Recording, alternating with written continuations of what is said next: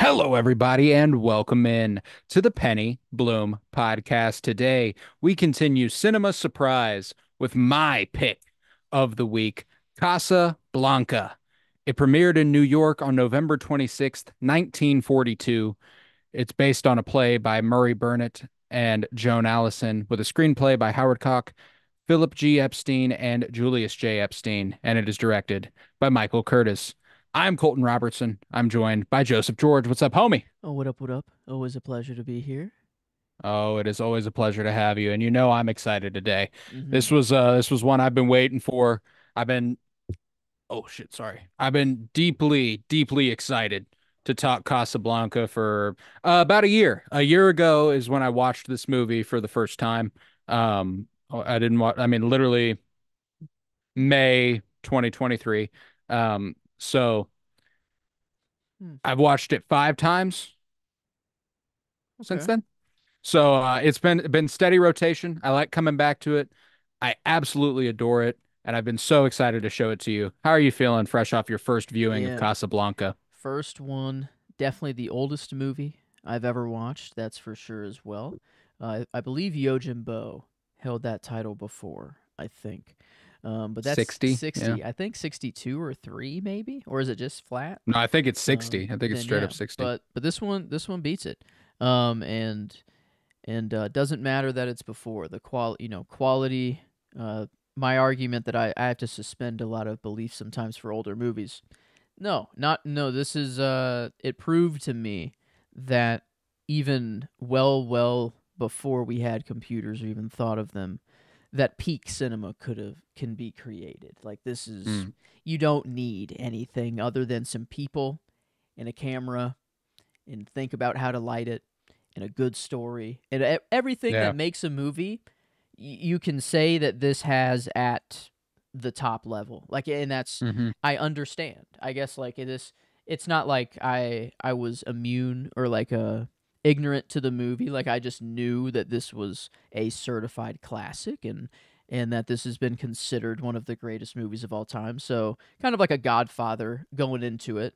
I haven't seen it, but I've heard a lot about it, and but I can comfortably say that I'll take Casablanca over The Godfather like any day. Like that's in a heartbeat. Like there's no real kind of competition there in my mind. But just a much more impactful hitting story. I feel like just romance. I don't know. I usually don't like romance movies. Hmm. But this one I'm all in. I'm all in on the Yeah. romance and I love the twists and how it gets spiced up and everything. And first viewing, I'm like, okay, Rick, you're coming off as I'm supposed to like you. You seem like the clear hero here, or like the main character, but every now and then he drops a little line that I'm like, ooh, I don't, Yeah. No, I don't know. And he's a jaded man. Once a hero, once a champion of the oppressed, who's been jaded mm-hmm, by his heart being broken. As Ilsa puts it later on in the movie, one of my favorite lines of the movie is, "One girl breaks your heart, and you take your revenge on the whole world." Um, this is perhaps my favorite screenplay of all time. I think mm-hmm, that it's just bar after bar of classic dialogue, just unbelievably good. And there's an argument that Denis Villeneuve once recently made when he was talking about Dune and how he doesn't love dialogue. He says that dialogue is for plays and for television. mm, And Casablanca, based upon a play, mm-hmm, kind of shows you and how good dialogue can be. yeah, Um, played like a play at some mm, like at some moments too. I I didn't really quite think about that, but a different time in movies. I feel like this is like I kept marveling at that. That I'm like, holy shit, this is 1942. Like mm. this is just straight in camera. There's no question like about what's going on. This is there's and then Anytime there is a fake background, it's back projection. yeah, oh yeah, I guess They like are them in a still car capturing it in or camera though. yeah, Like that's mm-hmm, like they projected something behind them and were like, go yeah, for it. Like and it's and then the other layer of it being black and white of like like it seems simpler than color, but like to me it probably is way more complex. Like it's Way more difficult. you don't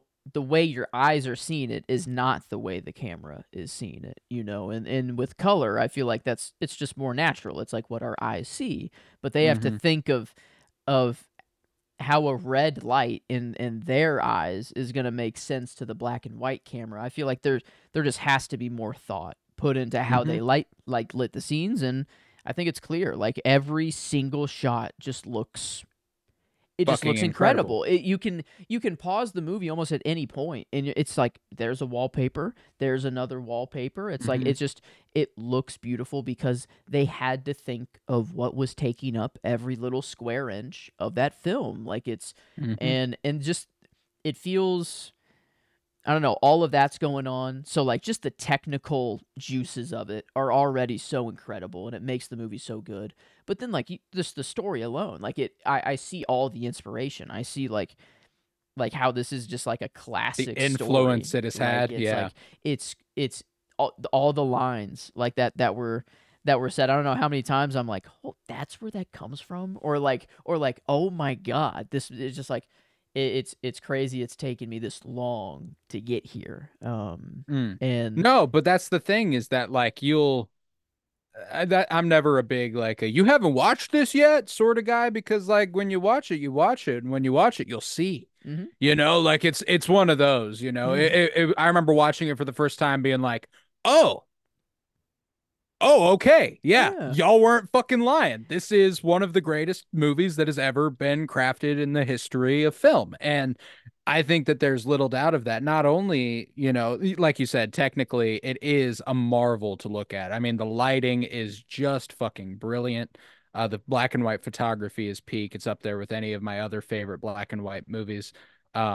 And then performance wise, like we have two certified, I mean, more than two certified legends, but you have Humphrey Bogart as Rick Blaine and you have Ingrid Bergman as Ilsa Lund, and you are looking at two of the greatest performers of all time in movies. And then you've got a fantastic supporting player like Claude Rains playing Captain Renault, mhm. and it's just like this movie.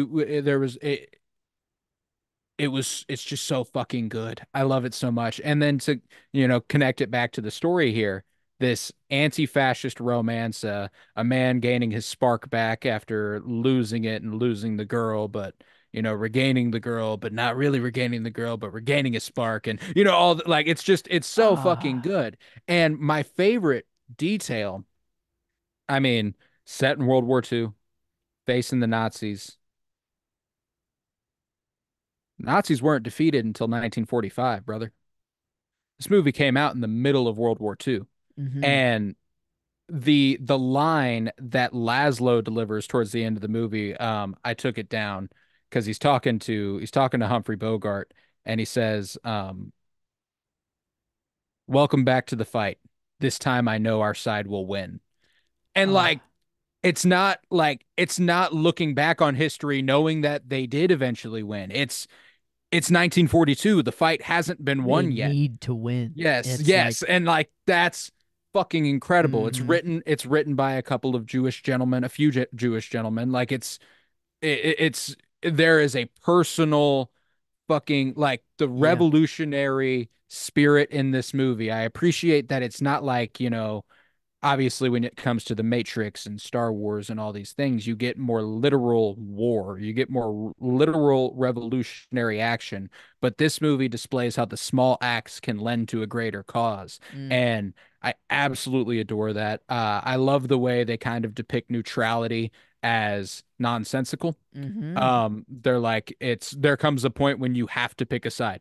You can't be neutral forever, or else you end up lending yourself to the problem. You start tearing down the good guys, like Rick seemingly was about to do for a lot of the movie. Whenever he wouldn't help Ugarte, and he was like, he pins him up against the wall. He's like, "Hey man, I don't stick my neck out for anybody. Like it's me. I do me, and that's that." And there's an element to you that can respect that because he's got a business to run and he's got to do this, but when he has to make the choice, when he has to get back in the fight, he does. And that's the choice you respect more than any other. And that the part of the movie that displays that more than any other for me was when he helps the young couple win two bets in a Ah. row and Mm-hmm. get Black enough money. 22. Yes, Yeah. get enough money to pay Captain Renault instead of the woman having to sleep with him. Is kind of the wink, Mm-hmm. wink, nudge, nudge. And so he helps her out, and watching everybody in the room react to that, watching everybody go like, Ah. fine, finally, like, Mm. ah, like, yes, like Mm. they could respect him Yeah. before, but this makes them love him, Hmm.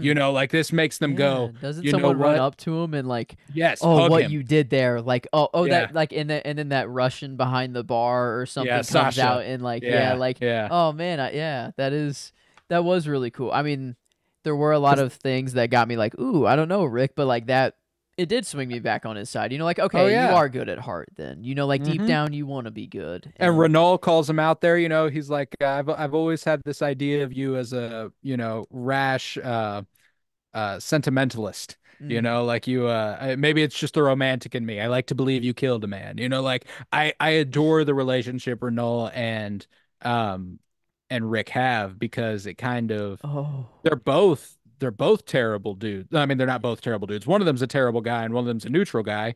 And it's even like the neutral guy befriending this guy and then becoming the hero influences Renault in a way that he couldn't have possibly anticipated at the beginning of the movie, and yeah.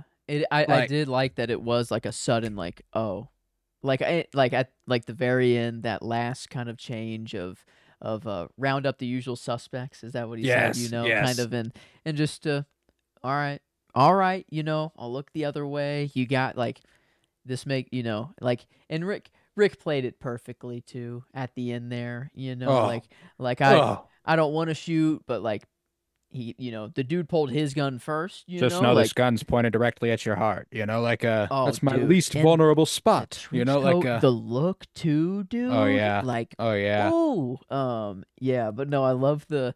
Oh, what's this? Is it? I don't know this guy's name. But this guy, I just loved every time he came on screen. He was like kind of Rick's like hype man.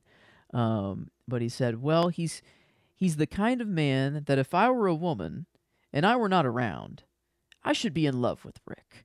yeah. Captain And Renault, oh, that yeah, is him. yeah. That is. Oh, wow.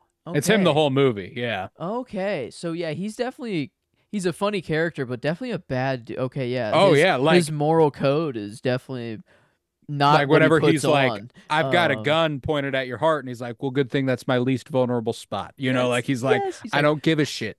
under those um circumstances, I will sit down. yes, yeah, like, Okay. and he's so fucking funny, and he's one of my favorite performances in this movie. Wow. That's I why I thought it mentioned was him by two name at the different top. people. That's No, like, crazy. he is like, the journey that character sees over the course of the Wow. movie is incredible. Like, the whenever Laszlo and Ilsa go and sit down in his office at 10 a.m. the next morning, and they're like, well, I should like to speak to Ugarte. And they're like, well, you'll have a tough time doing that. We can't decide if he committed suicide or died trying to Oh escape, yeah, you know? dude, that Like, sucks. and Yeah. Renault was the one who says that, like, it's like he's the one who's like, yeah, well, we did the thing, So, That and dude, it's, I thought Ugarte, I don't know, he was kind of cool. I had no idea that he was gonna die. I thought he was gonna just be kind of a come back and forth kind of player, and because like I had no idea where the movie was going, and then so like I'm thinking like, ooh, what a cool little operation Rick's got set up here. He's got, I don't like he seems that he's got everything that he'd ever want. But he doesn't drink. So it's like just everything about it is so perfect for like just a movie character, and I was just like, mhm, he was already just so immediately cool that I was in, but I was trying to figure out like what his angle was or what what, his like, faction yeah, is. Yeah, and and um he tells you, he's like, it's me. Like, I don't fuck with that side. I don't fuck with this side. And it was his idealism that led him to finding Ilsa, and it was what led him to having to part with Ilsa because he was wanted by the Nazis. So he finds a way to be neutral from there on. And it it's a really cool implied history they have with Rick Blaine. Like, he can't return to America. Not allowed to. Um Why? Never specified, but he What can't. did he Um, do? What did he do? You know, I is it implied he did something, or that like he no, like yeah, I mean, it's implied he did something. Like he's not legally allowed to return to America. so Um, you were he was born American and yeah, then born in, deported, exiled, yeah. My like money, the way that I like to look at it, because we hear he ran guns for Ethiopia, um, which was Ethiopia versus Italy when Italy was trying to conquer, and okay, they were the underdogs, and that was in like 1936, I think. Then we hear him say that he fought in the Spanish Revolution, which you most recently would have heard about that in Oppenheimer, whenever they're like, "Would you like to send money to the Spanish front?" Like that's that fight that they're oh, talking about. And so apparently Rick Blaine fought in that war. He fought in that fight against, the fascists, and he was on the revolutionary side. So commie, I get him like out of here. yeah, So yeah. So I think okay, it's one of those things, and I think there's also a really good chance he deserted. Like he sees what oh, America is doing in different parts of the world and decided to desert. Um, and like that's one of my I like that headcanon. I like the idea that he left. Like it was not like a he it's got his kicked out, choice, but that yeah. he left, and because of the nature of his service and his desertion, he's not allowed back. Or it's what's that word?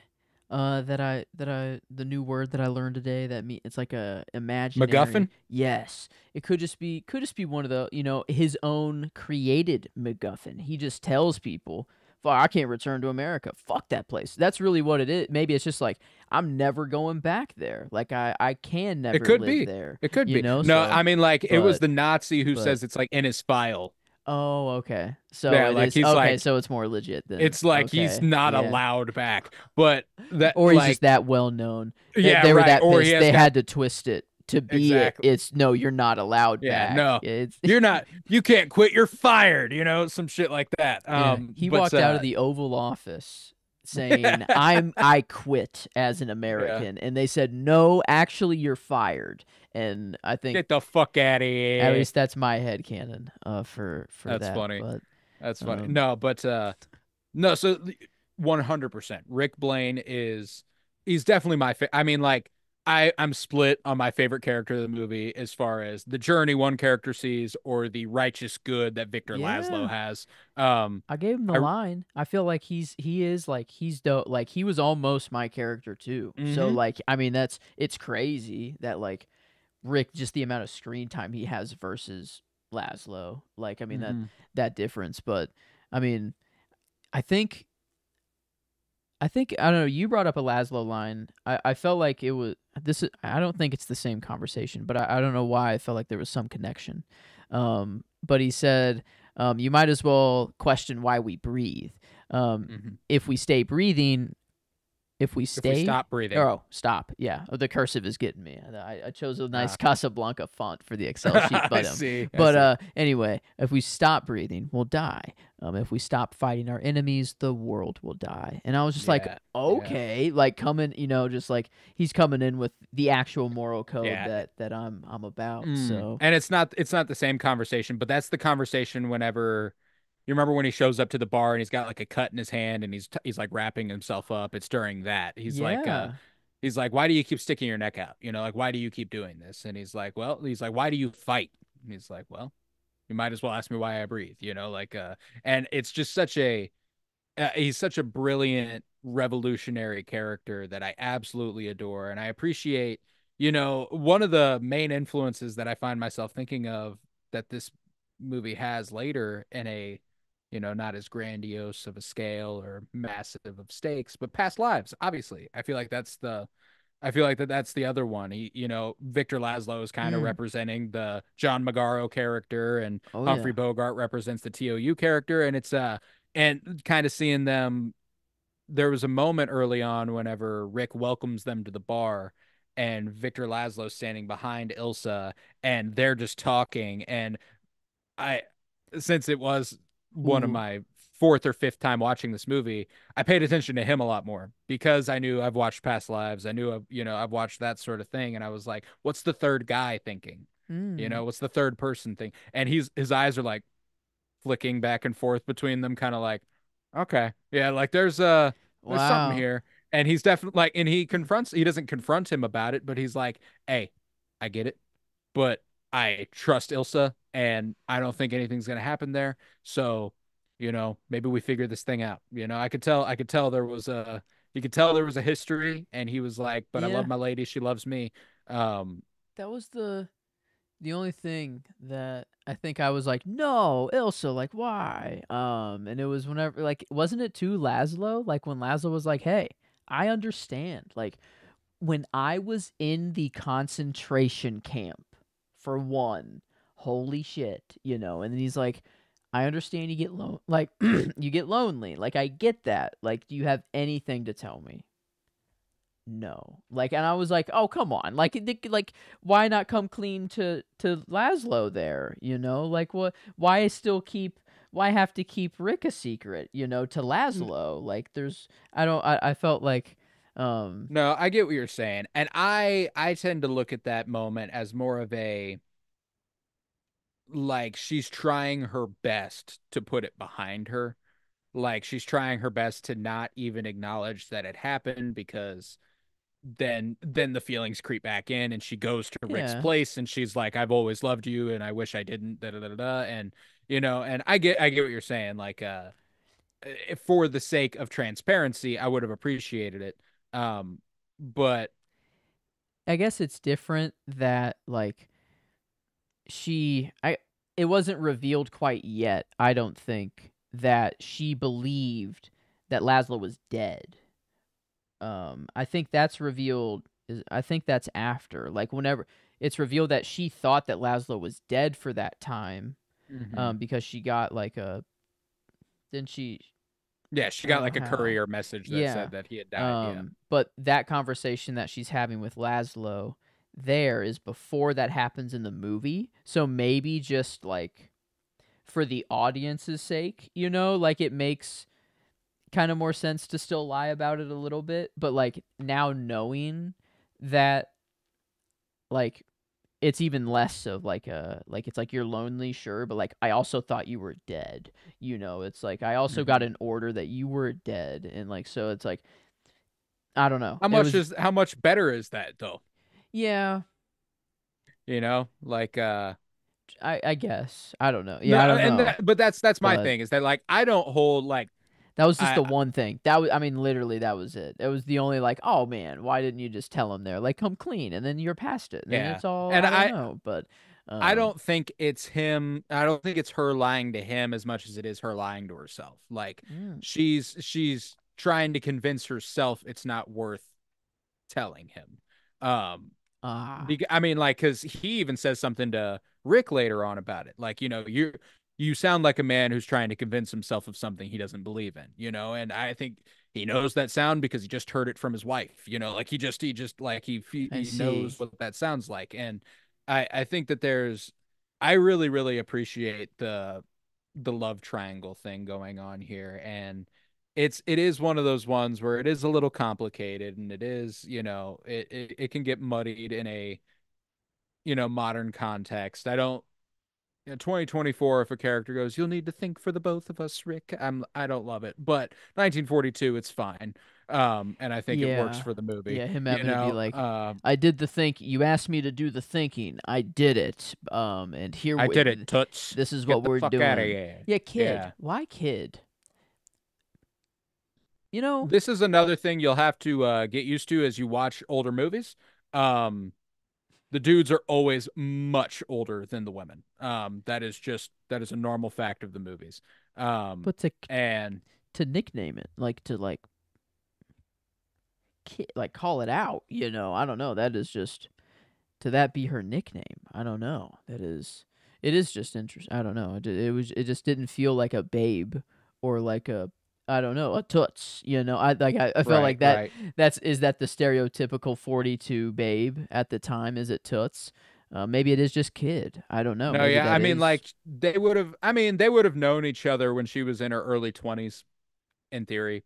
And I mean, like, if he was late 30s, yeah. like, I like, it's the thing, is that, like, I don't think it's a situation where she was like 14 or anything, you know. I think it's she was a grown adult who was, you know, married and, you know, Yeah, I don't think there's a like a literal age problem. Like I just it's just a weird nickname to choose, like to go with that as mm, your because he repeat like that's the one he goes back to. You know, here's that's looking at you, kid. um. But I don't. Maybe it is just like Was a that another one of those lines where you were like, "Oh, that's where that comes from." Here's looking at you, kid. yeah. There was there. I mean there. I mean I don't know how many times it was like not every single time it was like a holy fuck, but it was just like oh my god, like Oh, yeah. oh my like it just everything was just clicking. Like it was like, oh, I'm seeing Of the movie. all the Like gin joints in all the towns in all the that one world, was she nice to get walks into to. mine. Yeah, Yeah. and this is the start of a very great, A or good, beautiful a friendship. beautiful. Yeah, Yeah. that one. Louis, I Um, think this is the start of a beautiful friendship. yeah, Uh, and I mean, it just made sense while I was watching. That was just a thing. I every time I ever I guess I paused a couple times to text because I was very excited and wanted to break stuff down. And also, the only confusing part was the McGaffin, I guess, for me of the travel papers, mhm. and because I knew that I guess travel papers, I just figured like very important secretive document that happened to have two Germans killed that the dude came in and gave to Rick and was like, "Hey, hide these." Like, so I didn't really put much thought into like what the documents were themselves. I just like knew the idea of the movie that they were important and need to be hidden. Yeah. And then like whenever it became important to like, no, we need the documents now. I'm like, oh wait a minute, like what actually are they? And then like, um, I didn't even think it was a MacGuffin at first. I thought like it was just that's actually Guffin. what MacGuffin. But thank you. I would have kept No going problem. on. I know. And but I actually thought it was like a legitimate thing that was like a in history. Like it was that's how believable I guess it No, is that yeah, and but um that's the other thing is that like, you know, how likely is it that Nazi Germany just like has papers that's like, yeah, actually, yeah, if you have this, you can fly through unabashed. It's fine. You know, like it's one of those things where like I really appreciate huh. that being the, you know, a MacGuffin of the movie. It's a nice little fantasy object that is extremely important. Yeah. Um, But it makes I like the appreciate. idea Oh, actually it clicks. tracks. Like Yeah, it's it like tracks completely. it's what they're Um, trying to do. I mean, if they had mhm. full control, yeah, that's probably how it would be. Like that. Especially if Casablanca, the flight from Casablanca is to America, they would have to fly directly over Europe, which is mostly occupied by Nazis. So it's one of those things Ah, where like okay.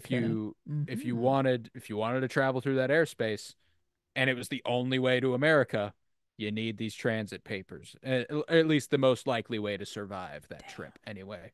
Um, and Man. I like the transit papers thing. I Yeah. love Sam, my A boy real Sam. one. Yeah, Oh, what a real and motherfucker. like no, I actually forgot how to play that. No, I'm actually a little rusty on that. Actually, he's like, oh come on. He's like, come, just don't. Bum, bum, dun, dun, dun, dun, dun. Yeah, another little inspiration there. A little La Land story esque. I Wrong. felt like there was a little bit of a motif with the music Yeah. there that carried through to La La Oh Land, and yeah, and the whole wrong or right person, wrong time, mm-hmm, sort of thing. mm-hmm. I feel like there's some inspiration there, and that I feel like maybe they took just that piano part from this and then made it their Barely own. Like changed it. Yeah, yeah, because yeah, it's not the whole time. It is just for like three or four notes, and then that's it, and then it like yeah. it goes into its own thing. But um, Well, there's also a line in La La Land where they literally, like, on the lot where Emma Stone's character works, she goes, "You see those windows? Those are the windows Humphrey Bogart and Ingrid Bergman looked out of in Casablanca." Um, okay, on on Emma Stone's wall, there's a giant painting of Ingrid Bergman if you go back and watch La La Land. wow. So like Okay, so. definitely an inspiration for that movie. And then not to mention that Damien Chazelle went on to make Babylon, which was just about the golden age of Hollywood and the transition from silent films to talkies and then progressing into later years and just kind of a history of film. But it's Dang. like, Yeah, yeah, very and clearly a love for Sebastian, old cinema. a jazz club owner, or like that's his whole thing. I Yes, yes. okay.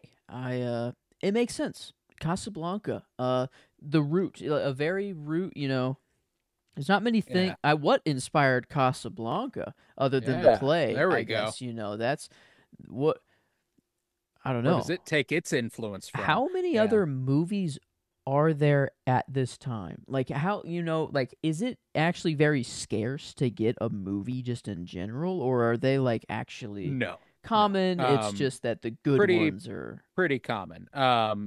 This was, I mean, common enough that this was an Oscar winner. This won Best Picture. So like, movies couldn't have been so scarce that they were like, well, we can't have an award show. They needed Okay. if they're gonna have an award series, there's gonna be enough movies. I mean, Talkies Mm-hmm. started in 1927. 20. Okay, so we've been cooking. So it'd been 15 years since Talkies had Mm-hmm. started, and then silent films had been going for 20 plus years at that point. So Oh, like, okay. Yeah, my yeah, it's timeline's off a little bit then. yeah. Now that Mhm. that reframes it a lot better. Um, yeah, and this feels. Oh man, I don't know. It'd be nice.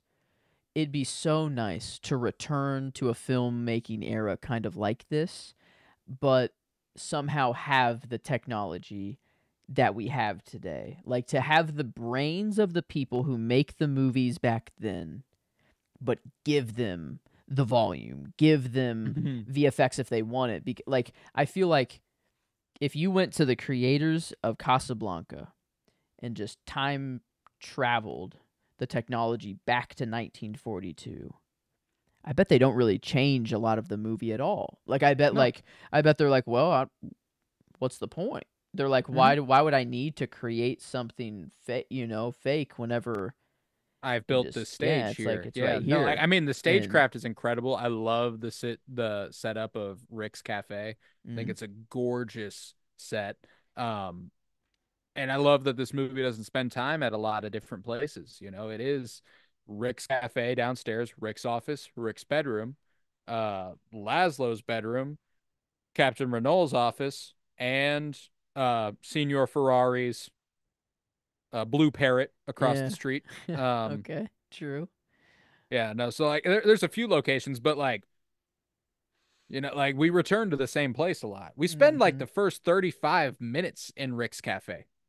We spent a huge chunk of this movie at the beginning in Rick's Cafe. So like it's one of those things where you go back and you give them that sort of technology. Maybe we get a flashback to a war scene where Humphrey Oh. Bogart was in the shit. Like it's that sort of stuff where like what they have to work with, they're not gonna fuck with. But like that is a fun little, like maybe you see Humphrey Bogart fighting in the Spanish Civil War. Or you see him running guns to Ethiopia. Hmm. Like it, Yeah. it, it would be it would be interesting. No, and but that's the thing too, is that like I don't think people have gotten less creative. I think the technology's just gotten easier for them to do these sorts of things. I Mhm. actually wish that we could make modern filmmakers use these sorts of sensibilities. Mm. I appreciate and there's certain situations where like no, I don't wish that. Like I wouldn't want a big epic sci-fi action flick to be directed like it was made in 1942. That's designed for today. But like I keep coming back to it because it's a good example. But like La La Land, Past Lives, these things, like they don't use that shit. Mm. Like those Yeah. are those are modern movies that are made the same way this was, just with the more modern With the touch and sensibility. Yeah, like the Um, planetary when they have their kiss and they just float for a second and it gets yes, yes. beautiful and then it's like, "Oh, and then we're back to reality." Like that's Hmm. boom. I bet like That's a that. perfect example of what sort of that sensibility would lend itself to in a modern Mm. context. And Yeah. um, But goddamn for 1942, like to see this and to have World War II going on as well. Oh my yeah, god. yeah. Like, oh my god. Like it just a hard. incredible. Like I cannot put myself really in that mind. I don't know. I feel like we would need, like, I don't know. Are we due for the modern equivalent for a Casablanca right now? I You mean, know, it would. did we get I'd one? invite that. That's the thing, though, is that like there's there's a sensibility about who the villain is in World War II. You know, the fucking bad guy is. Mm-hmm. It's Nazi Germany.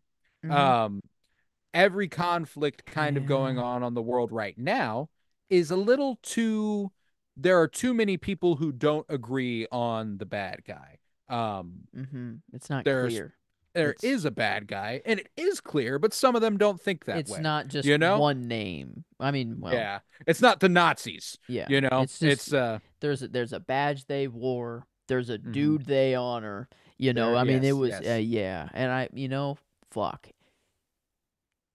Do I wish that there was that? No, No, So like war is just all bad. But man, it'd be nice to that's have the a thing is common that. enemy, and that But we even can. beyond that, I wish filmmakers and studios had the guts to make a movie like this. That's You true. know, like that's That's something that's just not going to happen now. This is hmm. because we don't have a Nazi Germany, um, universally considered Nazi Germany. Um, Mm-hmm. I want to make that as clear as I can. But it's so like it is one of those things where now the closest thing we've kind of gotten to this in a modern context, kind of funny enough, is the Grand Budapest Hotel. And it was because it was set in a fantasy Europe and it was set in a fantasy country and the villains were fantasy Nazis. And, like it was, Hmm. that was kind of, that's if you're going to do something like this today, that's kind of what you're going to do. Now, the reason it was like that is because Wes Anderson's going to Wes Anderson, but like if it was going to be a modern context, I imagine Wes Anderson would have done a similar thing. I don't think he would have, you know, Mm-hmm. been like Or here, yeah. a monkey man in the sense where you have to Yes, disguise yes. it as like an action movie, like Mm-hmm. it's no, look at this crazy action movie, Monkey not Man's actually not a terrible comparison, like it's obviously not a romance, but it's a really good example of someone pulling off what we're talking about in a modern context without being like, and this is the Hindu Nationalist Party, like, no, they're the Sovereign Party, and that's, like, we'll call that we good, know. and Yeah, it's yeah, like it's like, we yeah. got it. Yeah, it's and that's I do like those. That's another whole just reason I like film and movie in general. It is just a very good capture of what people were thinking at the time. And Mm. even if it is the wrong take, even if you get some crazy motherfucker that somehow got a movie made through the studios and it is the wrong take, at least it's there. And like at least like you could watch it and know it's the wrong take. I It's don't like, know. oh And Jesus, and like this so got made, huh? Like yeah. this was okay enough to get made at the I don't time, and know now of how many movies. Yeah, do those exist? Can you like Birth of a point? Nation. I've never seen it. I haven't either, and I never will. It's basically a KKK propaganda film. Um, Huh? When did it come out? I mean, 20s. It's a silent film. Why is there a It's 2016? I A think that birth. they adapted That's to a modern black. context. Okay, I'm Yeah, assuming not pro KKK there. yeah, If yeah. there are many black, the cast looks very black there. So okay, very different. But whoa, okay, yeah, I didn't know. I guess yeah, that'd be an example there, a Hmm. clear one. Yeah, So and then I they mean, like do. there were works by Yeah, I guess there did was a like Nazi filmmaker. Germany make Yes, they made movies? propaganda. They made propaganda Oh films, and wow.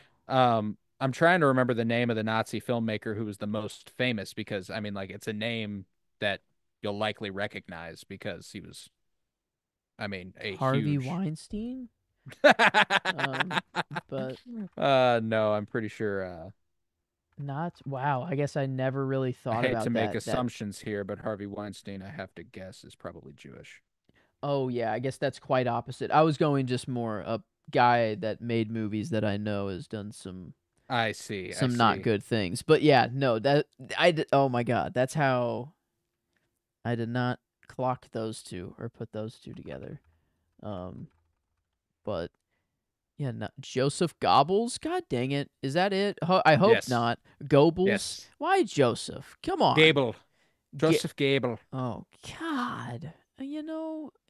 And I guess also Armor Brecker and Richard Strauss. I've heard Richard Strauss. That sounds kind of familiar, which I don't know why, but oh Yeah, it was man, it was Joseph Gable. That was the one I was thinking of. we'll go with Um, Yosef. Yeah, that's Joseph yeah. Well, Joseph Gable.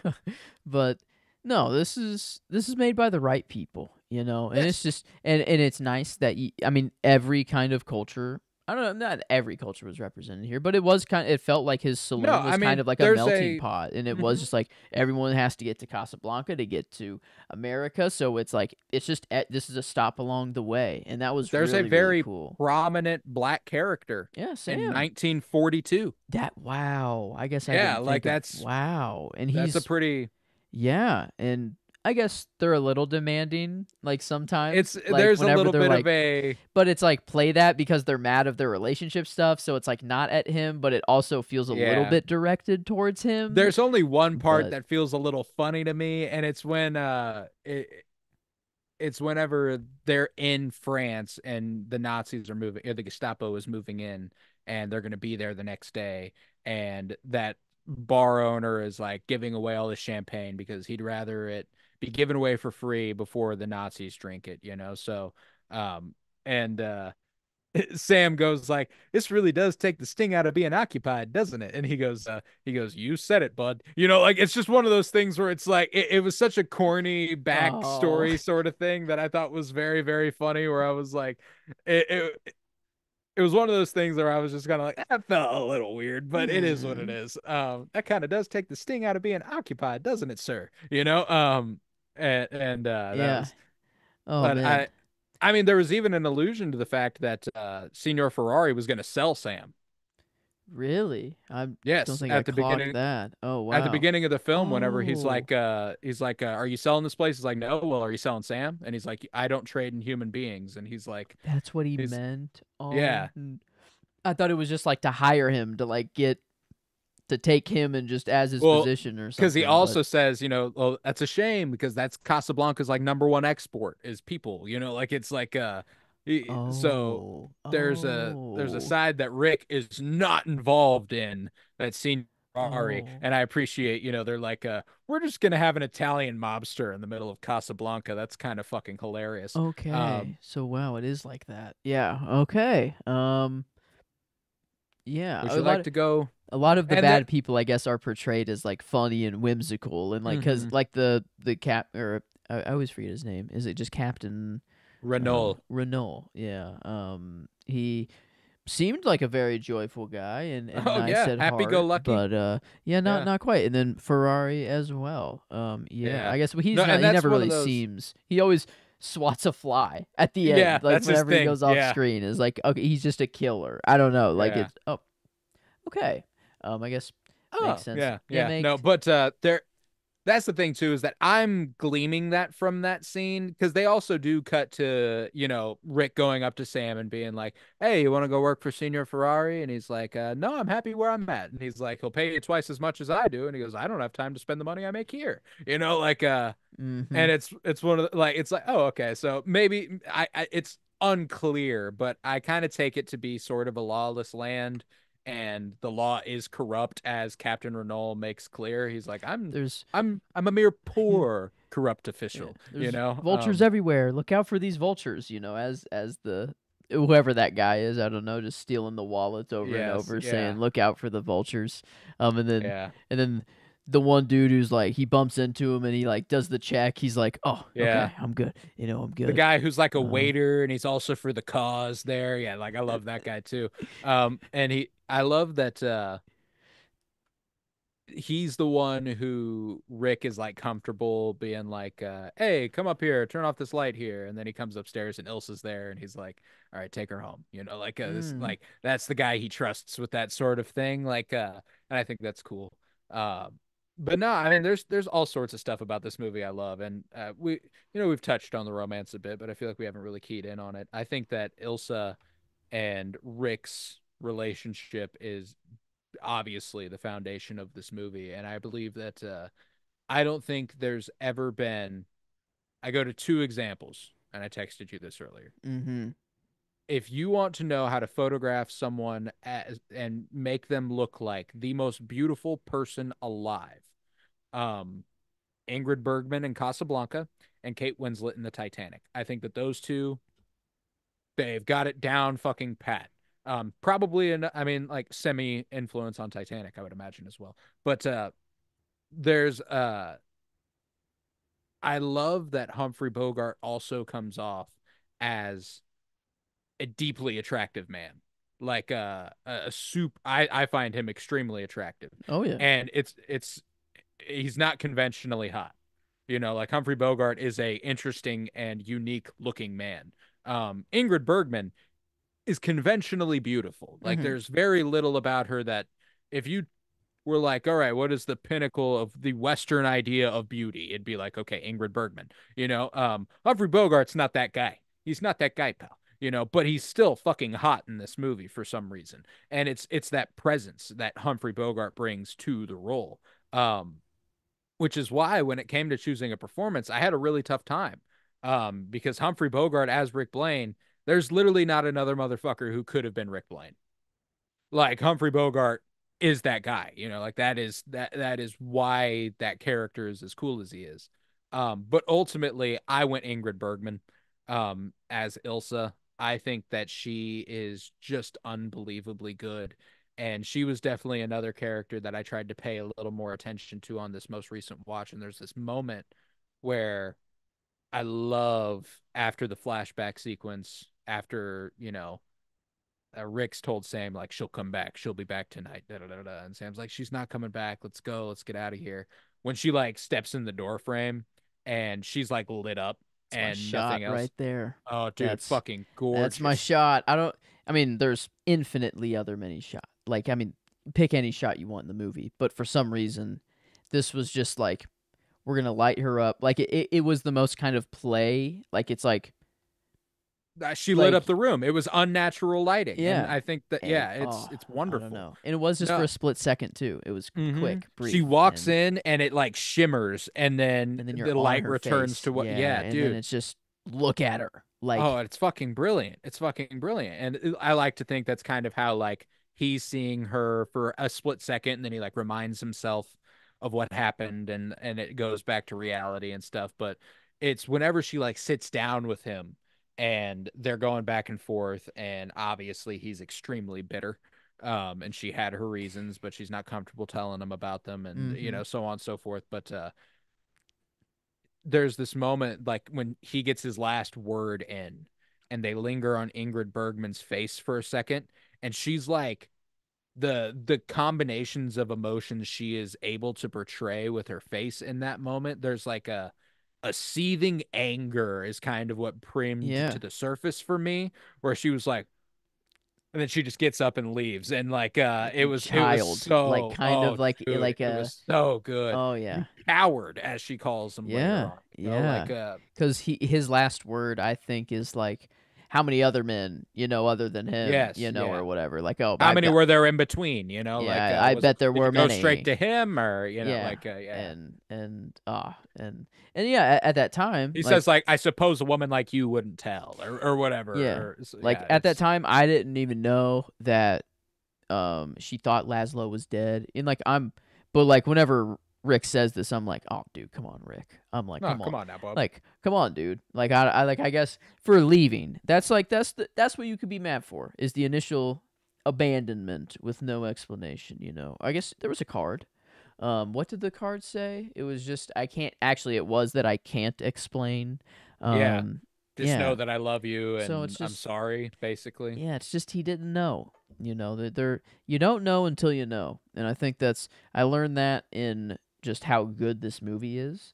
I Mm. knew what kind of it was, but now that I just watched it, now I'm in the know. And now it just makes sense. Everything is just clear. But also Brick, that's why he is pissed. And then whenever he learns and he does the thinking for all of them, because he's the man and he should. Um, at least the plan he came up with was pretty cool, and it worked It was out, sound. and it And was it makes him awesome the at good the end. guy, and Hmm. it gives Ilsa what she needs, whether, it's for him to decide or not. But, it is like it's one of those things where Yeah. I mean, he can't go back to the States. That's already been made clear. He can't take these letters of transit anyway. It wouldn't make sense. Um, so the I appreciate that Rick is man enough to recognize that he's not the hero of this story. He's the hero of this part of the story, but Laszlo's the guy that needs to get there. Hmm. He needs to go. And the resolution thereafter where Renault's like he's like, I suppose I'll need a letter of transit. This doesn't change anything that you're coming with me. It's you still owe me 10,000. And then he's like, I suppose that we are going to be in for a wild ride. And he's like, Mm. like you're coming with me. You're gonna go join the fight. Basically, it seems like he's like leaving and going to go fight Nazis. Is essentially the idea I'm getting from the end of this That's my movie. head canon, at Yeah, he is least. I don't know. regained. He's regained his zest for Yeah, the killing one, anti-fascist cause. on the Yeah, phone. That's got to feel good. I don't know. And that guy as a was, fucking Nazi, man. yeah. Like, yeah, kill his ass. That's gotta feel good, and he waited until like he pulled the gun. Rick waited, gave him every chance the dude could, to let him walk away. Nope, nope. Oh, well, I have to kill you. Okay, oops. Um, won't feel too bad about that one. But yeah, there's uh no. I wish maybe is that the only gripe I have? Not enough Nazi killing. Hmm. If I could just Could gotten have been a some couple more more Nazis Nazis dead. dead, maybe it makes this an actual 10 that I can give critically. There. I don't know. But that I did also tell you that like this is the first ever script or first ever like I want to have like a script of this I movie. want to I've read. I want to I've read it. I've never had that urge ever for a movie. There were just so many lines that I'm Oh like my God. this. I think I took down something like 25 quotes last night. So here, I'll run through them. Whenever the General Strasser, I think is his name, hands him like his file and he's like looking through, he goes, Are my eyes really brown? Like Uh-huh. that I love Like, that little line. oh, yeah, Um that's what he uh, keys in on. Yeah. I took down Rick is the kind of man, if I were a woman and I were not around, I should be in love with Rick. I was like, okay, okay, Captain Renault, maybe you're just in love with Rick. Hmm. And then next, I have, we read that you were killed 5 different times in 5 different places. And Laszlo says, as you see, it was true every single time. I'm like, that's a fucking bar. Like, I Damn. can't see that, but that's Laszlo dope as did fuck. come in with Yeah, the like hard hitters. Yeah. oh, dude, there's the whenever Rick and Laszlo officially meet, and he's like, Rick, you're very famous around these parts, and he's like, oh well, you're famous everywhere. He's like, I like what you've done. He's like, I respect you've done a really good job. And he's like, with what? Your work. He goes, oh well, I try. And he goes, we all try. You succeed. I Mm. liked that line. Wow. That's nice. One of my favorite lines is whenever they're sitting at that table where Noel joins them. He's agreed to have a drink, and then he goes, I remember everything about that day. The Germans wore gray, you wore blue. Um, Mm. that's a strong one. Whenever he's sitting there sulking in the dark, he goes, It's December 1941 in Casablanca. What time is it in New York? And Sam goes, My watch stopped. And he goes, I bet they're asleep in New York. I bet they're asleep all over America. And that leads straight into the most iconic quote of the movie, where it's of all the gin joints in all the towns in all the world. Ah. Like that's the line that comes directly before. And I was like, it's December 1941 in Casablanca. What time is it in New York? Like, what the fuck? What the fuck? That's awesome. I don't know what you mean, but that rocks. Um, Yeah. Is that just him longing for home? I don't know. Is he like if I was home I'd be asleep right now or I don't know. Yeah, Um I mean that's probably, it's December. Like, do my problems here is what we're going through here affecting people all over the world is kind of what mm, I kind of glean from it. Um, then during the flashback, he's got he's got the champagne in his hand and he's pouring a glass for him and Ilsa and he goes, "Who are you really? And where were you before? What did you do and what did you think?" Um, No, no, no we said questions. we Yeah. said no questions. Here's looking at you, kid. Love that. With the whole world crumbling, we picked a pretty bad time to fall in love. It's a pretty good one. Damn. The parallel of will I see you tonight? Well, I never planned that far ahead.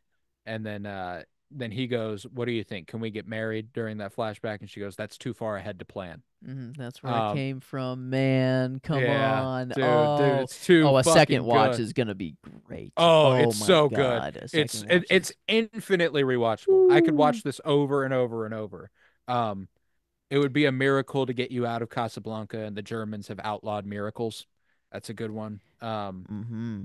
The one of the funnier ones is when that German waiter sits down with the German couple who's moving to America. They're leaving for America on the last plane, and they're like, "We're speaking nothing but English Yeah. now. It's going great."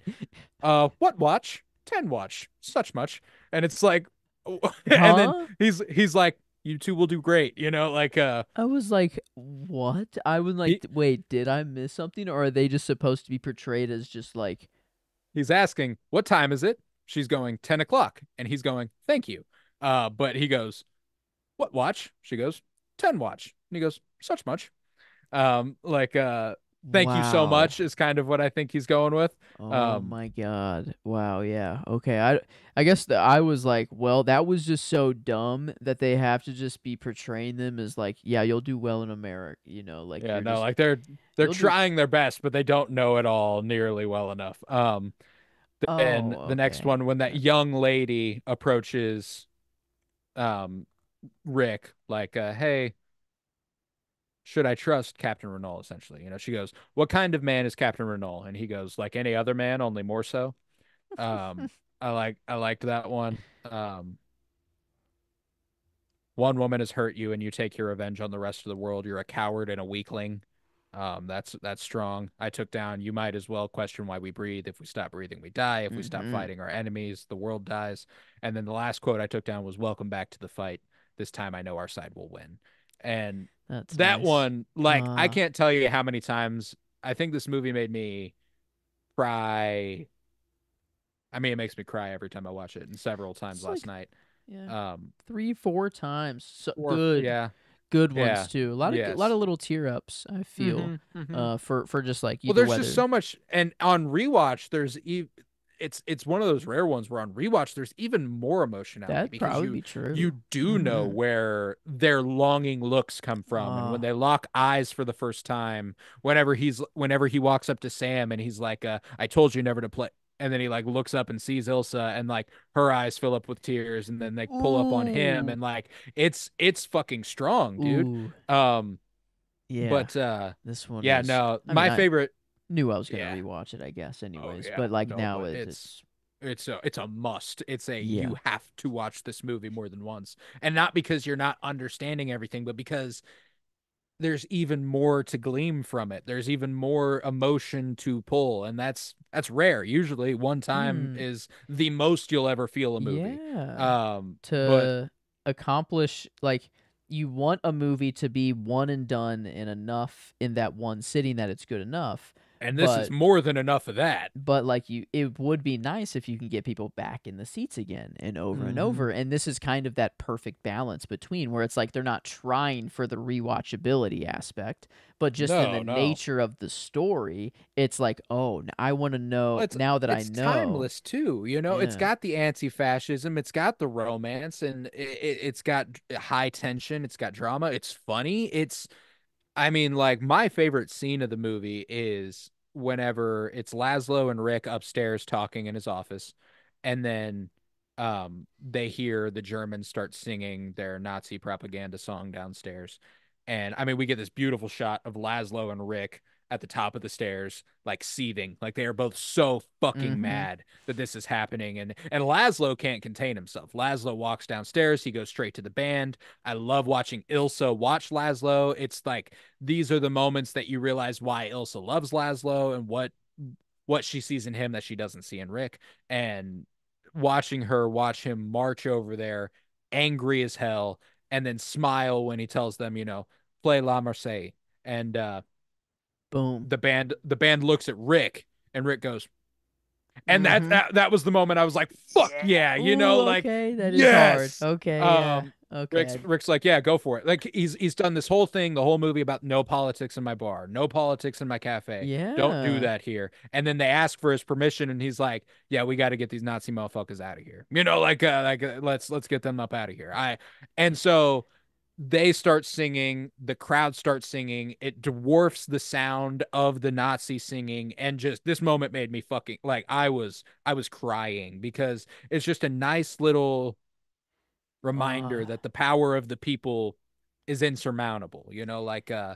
the imperial control is unnatural. They Mm-hmm. don't want them here, and watching them fight back in their own little way, the woman that we see kind of be a nuisance throughout the movie, like crying, With the tearing up as oh. she's singing along with it, and then the guitar player playing along with them, and it's just like everybody in the bar except for the Nazis came together for this moment. And even Renault was kind of like, he didn't sing, but he was like he at the beginning of the movie, he tells Strasser, he goes where the winds blow him, and he's like, well, what if the wind blows the other direction? And he goes, well, surely the Nazis won't admit that's a possibility, Mm-hmm. and so he feels the wind change during that scene, and he's like, you know what? It's RRR, with like the power of a song is more powerful than a gun, is the power of a song Mm. is more powerful than a gun sometimes, and it just inspired, and it was so hopeful, and in the face of fascistic terror, they're singing, and I think that's I love it. So everything about that scene kind of encompasses why I love the movie. It shows you why you need to love Rick, why you need to love Victor, why you need to love Ilsa, and why you need to hate the Nazis. And I think that's what makes this movie great. So, Mm-hmm. yeah, I love that scene. Yeah. I don't know. It is a nice because Rick, kind of this anti-hero, not clearly like the good guy. Like he's not a pure good soul, but you can see that even him, a guy who claims to be neutral, is like so clearly on the opposite side Mm-hmm. of. And it's sad that this is like a timeless story. Like it's sad that we have to say that this is a timeless story. Right. That since 1942 and now it is still making sense and it is still hitting the way, maybe not as impactful. I'd say this is much more impactful in the I year mean, hard to 1942. imagine watching this in Yeah, 1942, so man. Like that's I don't want to claim that, but it is definitely still impactful. It has not lost its impact, that's for sure. Um and it's kind of a sad realization, but it is nice to have those scenes that it is the people that it is that is how it starts, and then the end is like, no, we can't be together, you have to be with him so that he can go on. And it is, that's another weird aspect, is that like he needs you, so you need to be with him, like mm-hmm. because Yeah. he needs to succeed, so He it's like, was even willing to throw but away his whole fucking thing for her. Like when he was talking to Rick, and he's like, "I'm a man just like anybody else. Like I mhm. would in a heartbeat give it all up for her, Yeah. And he's like, "Well, okay, that makes it clear what I need to do here. Fuck, I'm the only one thinking now. Okay, Yeah. good. Um, I guess, and that's, I don't know. That is, if the movie's made today, maybe a change I would like would just be that maybe he, I don't know, not so man, or just so, all right, you do the thinking, Rick, and you make the mhm. decision. Maybe it is just an No, and I mean, ultimatum. like, Maybe it is like, I don't know what to do. Like I am so stuck. I'm going back and forth. Like if you want to go, like stay with me, then stay with, I don't know, maybe just like have her have I some mean, choice. I Ilsa don't have a know. little bit more Like, of an agency to her would be nice, but yeah. I do appreciate that within the context of this story, that it is like she is so caught up in a whirlwind of emotions. It's not like she doesn't love Victor Laszlo. She does love Victor Laszlo. She also loves Rick Blaine, the person she can confidently talk to about both things is the Mm, man who's not her husband. So like she doesn't want to tell her husband like, "Hey, I think I'm still in love with this man I met while I thought you were dead." Like that makes sense, It's and so that's the thing, is that while it's complicated, it's deeply human, like it is one of those things where in a modern context, yes, Ilsa Lund would probably have a degree more of agency. She probably wouldn't be weeping into Rick's arms going, "You must think for the Mm. both of us now." Like she probably wouldn't be doing that, but within the context of the story, I find that it works just fine. And especially given the time, that's one of those things that suspending belief going backwards is Mm-hmm. kind of suspending Yeah. modern sensibility as well. And And it works it, for the it's story though. impressive. Oh yeah, it Like does. it And like it's it impressive that you don't have to do much of that in this. mm-mm. Like this movie is pretty, it holds up in a way that is not like offensive in Sam like any actually category. being Like, there yes, like you is say, a thought that I didn't have mm, because but 1942 that's probably not the norm at all. Like when yeah, no. like yeah, I mean that's I mean, the civil rights movement isn't for 20 years, Like it's wow. it's it's a Wow. it's a That's while away. We're still in the throes of Jim Crow era politics. man. It's It's really all the classics seem to or just timeless movies. They just seem to just, they seem to have it. I don't know. It's yeah. just They've got a good head on their shoulders as to what morals are. It seems like. seems to And be a constant throughout all just things that are considered. Wow, that's great. I don't know, but yeah, this. I mean, what a this is just the second stop on this project, which is crazy. We are two in. I knew I was gonna enjoy my first one no matter what because it was my pick. But like this is I don't know. It we can go where we. I'm kind of maybe a little disappointed, and there literally anything better? that's I that don't is think the so. concern here. We That is like have reached I peak. think as far as what my top five favorite movies are, this was probably the only one you hadn't seen. Like that was part of why I needed to get it in. I Mm. was like, Mm-hmm. of my top five favorite movies, I'm like off the top of my head, Everything Ever Once, Titanic, this fucking a Wes Anderson movie and a Star Wars movie. You've seen all of those, like it's Mm-hmm. but Casablanca you hadn't. So I was like, that is the one we got to go on. And the other thing too is that now it influences my choices later on. I kind of wanted to take this opportunity.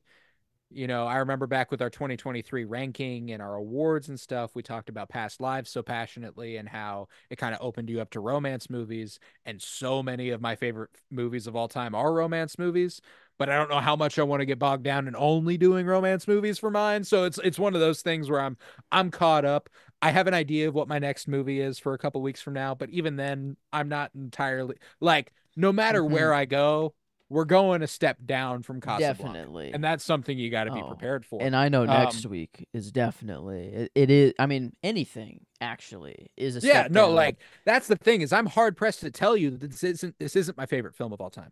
Like I watch it and every time I watch it, I feel warm. I feel good. I feel like there is Ah, it is. like That is at the end. I did just feel so light. Like I felt just so like, oh my god. I'm Like, I was supposed to watch this movie. You know what I'm like? It's one of those things where it's like this is we've said this a few times, but I genuinely and again, aside from probably Titanic, it's the one I would compare closest to it is like this is what movies are for. mm-hmm. Like this is why we make movies. This is why we tell stories through the visual medium and I I adore it, man. I don't think that there is like it's one of those things where I kind of keep everything everywhere all at once at the top of my list because I kind of like came out of the theater going, that's my favorite movie of all time. But and I'm sure when I rewatch it, I'll feel that way again. But like at this second, if you ask me what my favorite movie of all time is, I'm gonna go Casablanca. You know, Yeah. Yeah, I don't blame you. And I that's why every single movie that we've watched just recently, like Mad Max is a perfect example I think of that's what movies are for, but not not in the same way that this is what movies are yeah, for. there's many Like different reasons why mhm. movies exist Exactly. and this is I don't know, this is a different vein. This is another just a classic story that is so impactful and that is just human, but is timeless and we're talking about it in 2024 and it has this almost the same impact as it did in 1942. Yeah, that's what's So interesting about Fury Road. Like in like that is also what movies are for, like it's a great yeah, example of like how versatile the medium of movies is. And like you could argue that's taking the advantages of a modern Hollywood and a modern filmmaking and going, well, now I'm gonna do the craziest yeah, shit we've ever thought possible. let's just Like see what the fuck we that's can do. that's You Fury know, Road. That's Way of the Water. That's Top Gun Maverick. Like all of those are what movies for. Like that's what movies are for. And but like those are obviously not Casablanca. Those aren't the same type of thing. And I hmm think that's why I fucking love film, man. That's why I love movies. And it's just there are so many examples you can point to and go, this is why we make movies. This is why we make movies. This is why we make that's why movies. there And is no one favorite movie of all exactly, time. That's exactly. that doesn't exist, and even five doesn't really do it. It's like No, no. I'm it's like I've it's a talked about this starter pretty much pack. every week. Yeah. Like my favorite movies ever list on Letterboxd is 300 movies long. Like that's 300. Like that's so many movies, Like that's Yeah. what do you mean favorite like I mean like I've watched over 1500 over 2000 at this point I think by Wow. now. So it's hmm like 300's not that many of them.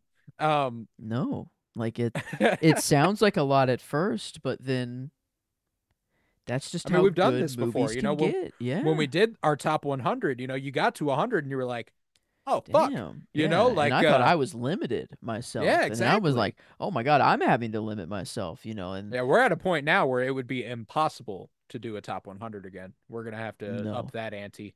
Um Yeah, no. Um I don't even want to think. Like I don't even know, but I guess I do know. No, I do know where this does stand. This is like comfortably top 20. Like I know yeah, that for like sure. But mhm. like it's top 10. Like this is like Like now, you're like hold on a second. Yeah, like no, that's what's so special about this movie is that I don't know a single soul I could show this to and then be like, it was just okay. Like that's how good this and like the only reason someone would feel that way is because of the classic shit you hear. I don't like black and white movies. mm, It's too old. Like it's and that sort of thing, which I get it. I've been there. I used to be there. But it's just one of those things where if you keep an open mind to what movies can give you, like you can find a oh, Casablanca, a classic movie that has been regarded as one of the greatest of all time, and the fact that that's the case to a general audience, it's probably still underrated. Which isn't that kind of fucking nuts? Like obviously to film people, this is an obvious like Casablanca is one of the greatest. But like I don't think my parents have ever seen Casablanca, I don't you think know? mine have either. Yeah. I No, don't like yeah, if I had to guess. I It's just that and I time. I don't know. Like how do you see this unless you seek it out just yeah, in your yeah. own No, time? it's one of those, So like it's just fascinating that to a general audience, like my brother would not like this movie, Yeah. you know? And that's an interesting idea. Like I can't wrap my mind around not liking this movie or not being into it. It's just so obviously good to me that like the idea that there's anybody who would go, yeah, Casablanca's not for me, blows my fucking mind.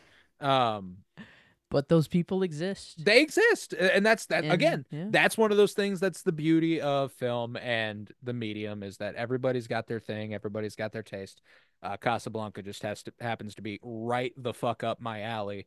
Um, Think up a lot of people's alley. If like there's a reason if it you're is considered one of the best. I think that just means it's up as many people's alley as it can get. Like if that's you don't like Casablanca, you might be a Nazi. like there's maybe something more going on. No, yeah, no. Like I'm if I'm it's playing, of yeah, course, I but mean maybe if still, you like, don't like, let's see, is there, I don't know, I still haven't seen Ungentlemanly Like Warfare, but like I'm just trying to think of the Inglorious Bastards.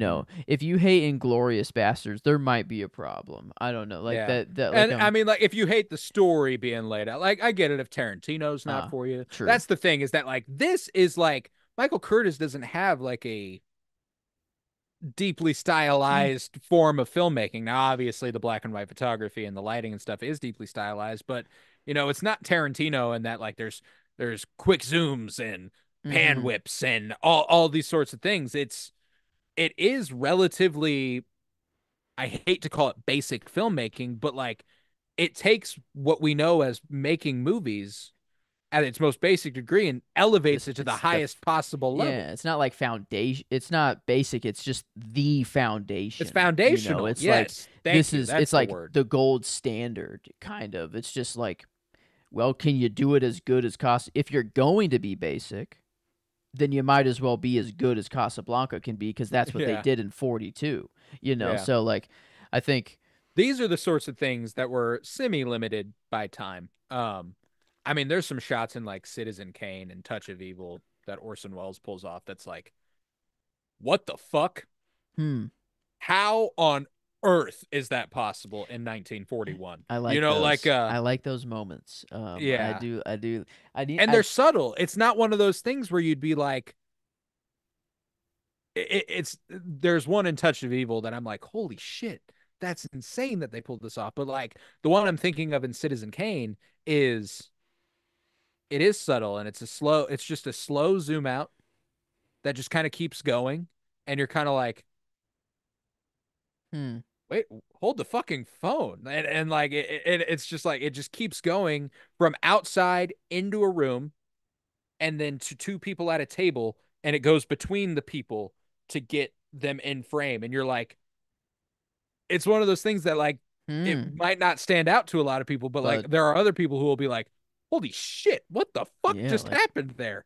Like, how did you do that? uh So it's that's the thing, is that like it is possible to go above and beyond in a way that the camera doesn't really attempt to do in Casablanca. It is very, but it is based off a play. It is very, it's stagecraft, and I think it's well edited, but it's not over edited by any stretch of the imagination. There's long takes where they let the actors mhm. act, and I think that's like there's one scene where I, I I mean, they have like a perfect mirror for both the scenes. One where Ingrid Bergman's sitting on the couch and Humphrey Bogart's in the background and they talk and then they come back around. Like one of my favorite shots in the movie was actually one that starts with Ingrid Bergman standing up off the couch across the room, Humphrey Bogart sitting on the couch, her walking over and sitting next to him. And as she sits down, the camera zooms in and it's a long take, a long conversation. And they end up sitting face to face and kissing by the end of the scene, where there was no cuts, and it wasn't like a huge giant oneer, it wouldn't be Mhm. like whoa, look at how fucking crazy this was. No, like it was subtle, it was pretty, it was well performed, and like that's More of an I don't know. acting oneer than like Yes, the yes, like yeah. it's That's the more impressive part there. And I think that that also just really helps like just sitting with the characters and actors longer. You get it's to so understand their natural. thought Yeah. process and all that. And it is really like this it's an hour and 40 minutes, but like man, I don't like it just it did not seem like it was almost 2 hours long. Like No, I feel like hour 40 is just kind of also they hit the nail on the head. Like if you can make a movie in an hour 45, that's like and the it's attention this. span. Yeah, exactly. Like that's boom. Like that's just another gold standard. Like another just kind of foundational thing that maybe I don't know, was that the normal before an hour 45? I don't know, but it I mean, feels yeah, like movies. yeah. I feel like that's just a human attention span thing, maybe because there. I mean, 3 hour movies, The Batman, Oppenheimer. There are 3 hour movies, Dune, that I can very very much get behind, but if they can be done in an hour 45 minutes with the same impact and story, I mean, I'd rather take that. I mean, Yeah. more time spent with the Bat. I don't know. Maybe I do like the length. I don't know. No, it is I yeah, like but every movie is its own thing. Like this movie, if it is 2.5 hours, I'm like, what do you even add? Like that's how concise this movie is. It mm-hmm, is so like the entire backstory is like 4.5 minutes. The flashback sequence where they're like, oh, here's Ilsa and him falling in love, and mm-hmm.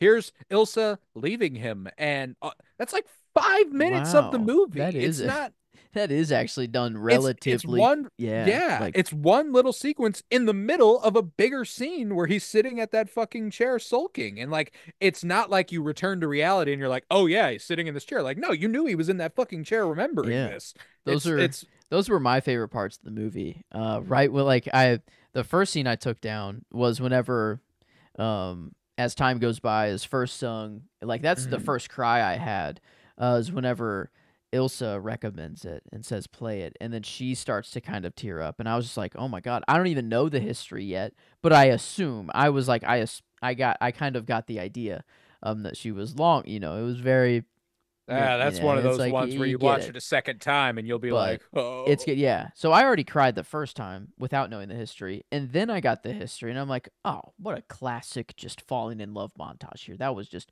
and it was nice, and then like actually meaningful moment, like conversations they had of like, no, no, no, no questions. We agreed, and then like slowly getting to know each other a little more. I don't know, and but And barely getting to know each I guess other true. at that. Honestly, Yeah, maybe like that's like like the downfall of it all is that no questions were asked. But very brief, I guess, and whole different husband involved and thought he was dead. A lot of there are moving parts, but for that time in Paris, for just that time, it's just Paris, and that's what he says we'll at the always end is have like, Paris. yeah, Yeah. we'll always have it, and it's And we got it back last night yeah we here in didn't yeah Casablanca.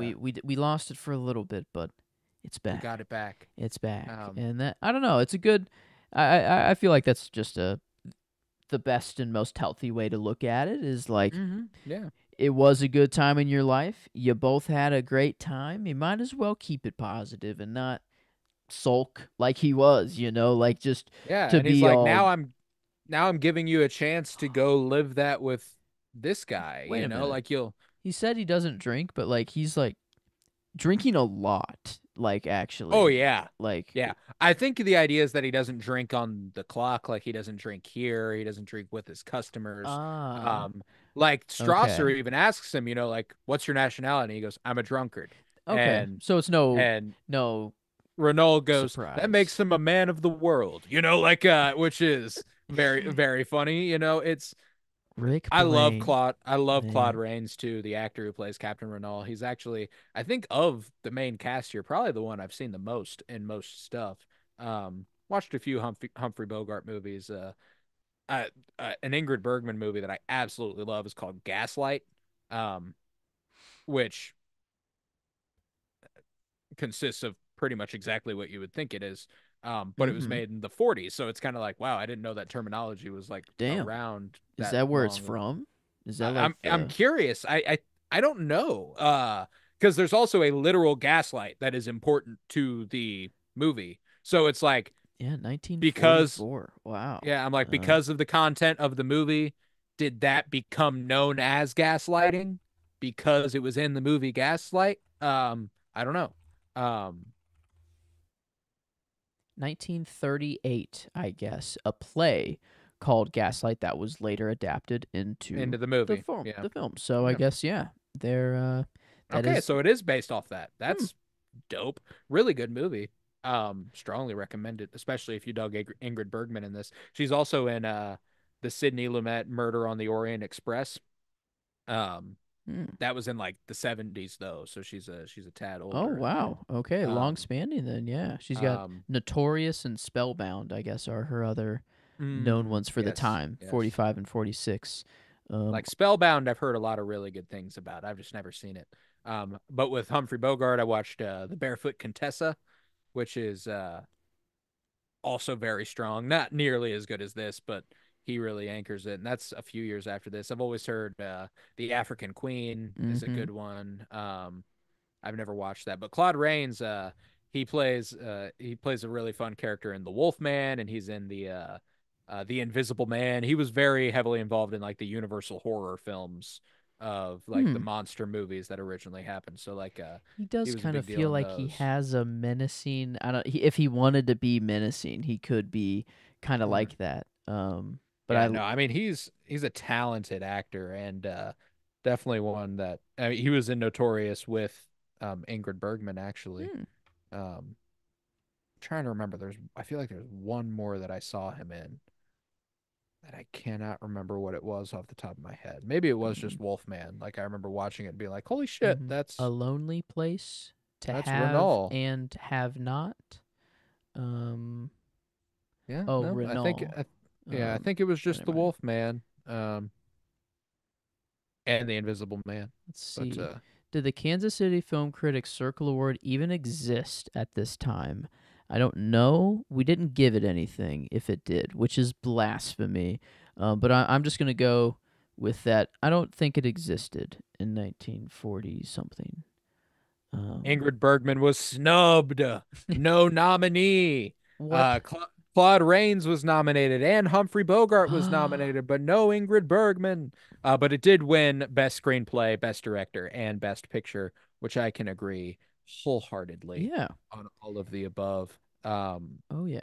Yeah, we're firing on all cylinders here. Yeah, this was um just the movie. It feel like this is if I needed to define movies in one and I can just point to one, I think I just point. the movie. Yeah, I don't Yeah. is there another movie to you that feels more movie than I'm like Casablanca? literally Casablanca. Like I kept coming back to Titanic. Titanic is the only other Mm. one I would be like, that's as Ooh, much a movie. you got a love story and a tragedy rolled into one, Hmm. and you can only do that, capture that. I like that. I like Titanic. That's a really good. Yeah, And I'm they like know how to romance shoot is kind women. of Man. quintessential.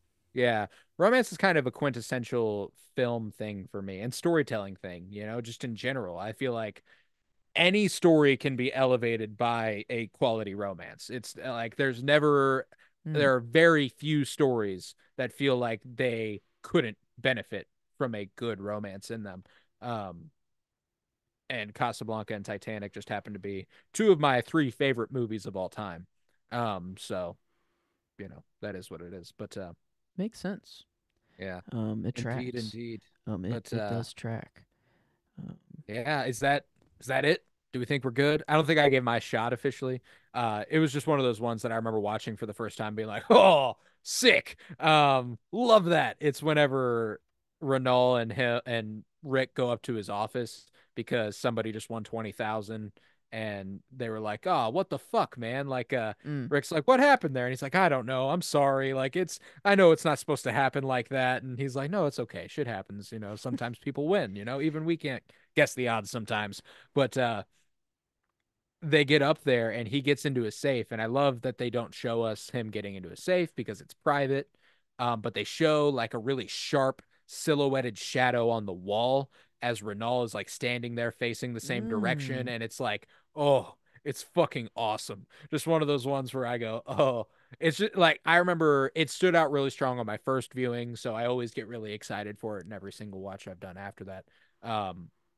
So that's why it's my favorite shot, is because it was my favorite shot the first time I watched it.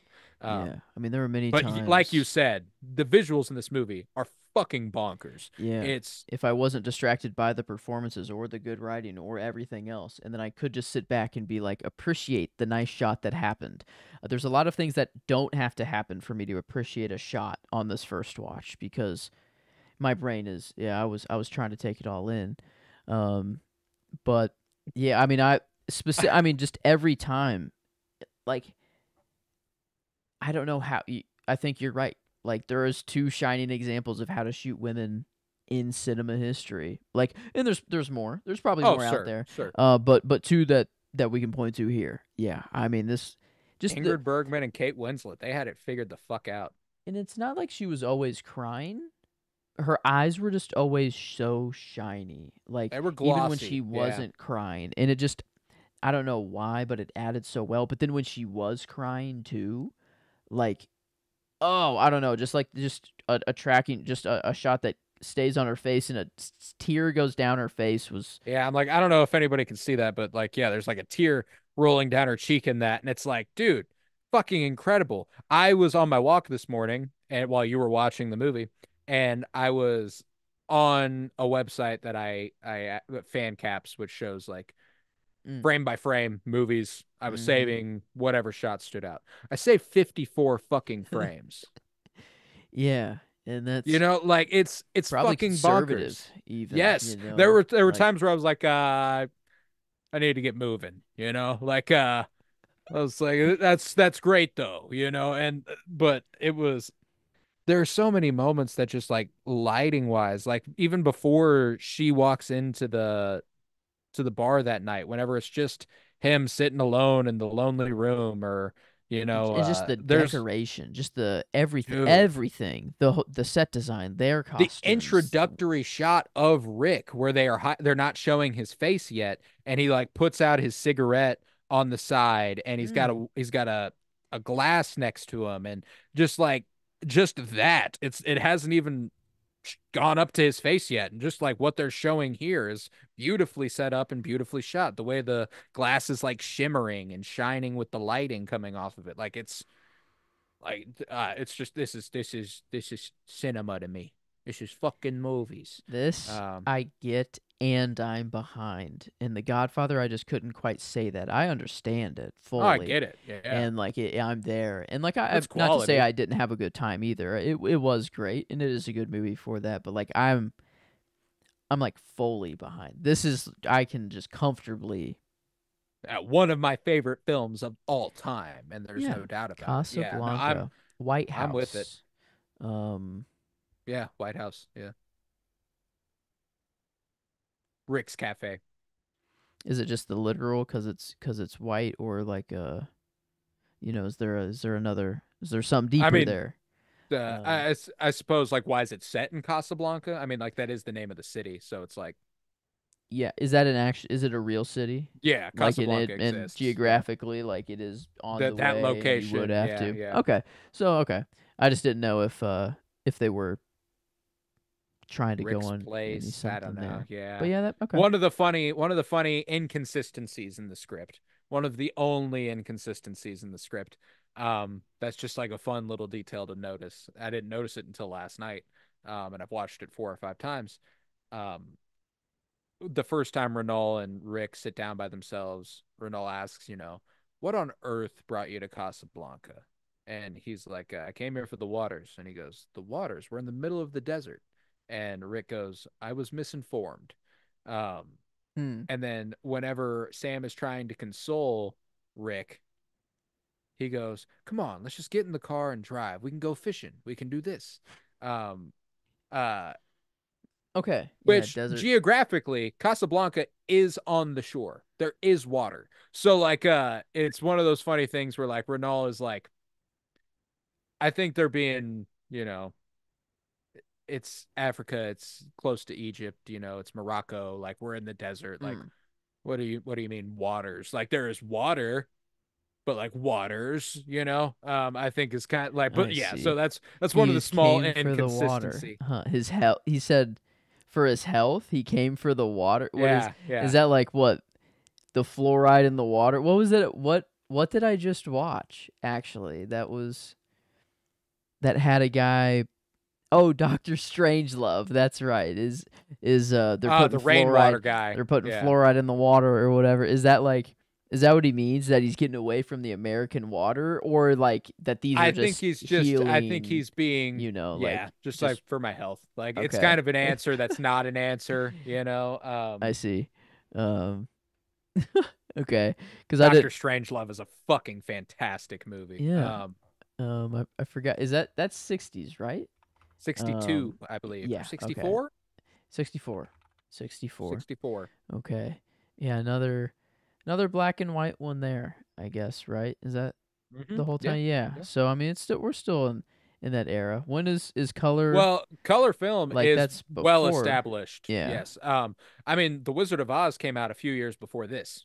Um, Oh, so like color film it's is just an option. not the norm It was yet, and not cheap immensely more enough. expensive. Mm-hmm. It costs so much to get your movies. In fact, the first movie that was in color for Warner Brothers was actually directed by Michael Curtis, the same director of this, The Adventures of Robin Hood.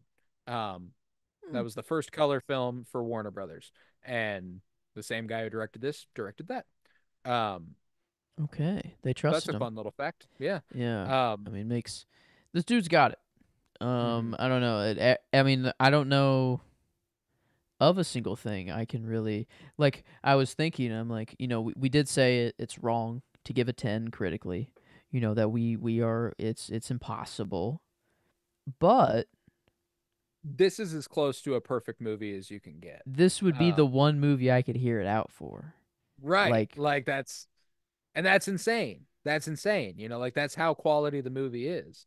And I think that like literally the only like if we're getting technical, like the little imperfections, the small things, like that inconsistency in the script, like that's not enough to be like it's yeah, not a good movie or anything, but like I guess it's not it's perfect. technically not perfect, it's one of those. So it's like God dang it. um, Yeah, but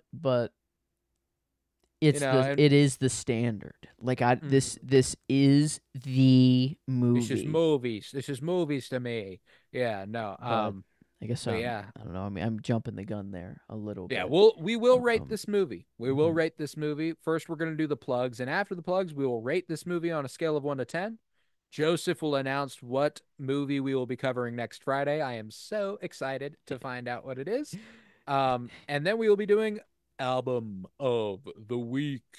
It is that time again. So very ready. But in the meantime, if you would, head to patreon.com/pennybloom.pod, where you'll find over 100 hours of exclusive content, all sorts of book reviews, comic book reviews, movie reviews, and early access content. For $1.50 a month, you can support this podcast financially, which is huge because it costs me money and I don't make any off of it unless it's over there. Head to Twitter, follow at Penny Bloom Pod, follow on Instagram and TikTok at Penny Bloom Podcast. Remember to leave a 5-star rate and review wherever it is you might be listening and continue to download. That is a huge help. Makes me feel good. It's the only metric I can actually keep track of. So definitely helpful if you download things. Um, let's see. Head to YouTube. You can watch us there. I have Casablanca on display here, my little DVD of it. I've got the Good Kid, Mad City vinyl up. It's a good time over here. Kendrick's birthday is in 3 days. Um, so gotta have it. Gotta have it. Mm. Um, release date wise, Ah, okay. yes. Okay. Um, not 3 days from today as of recording. 3 days from when we release. And in 2 days, it's Tupac's birthday. So that's a fun little fun fact. Um, but yeah, watch on YouTube if you want to look up Penny Bloom podcast. We're there. But let's rate this thing 10, 9.75. Done. Cool.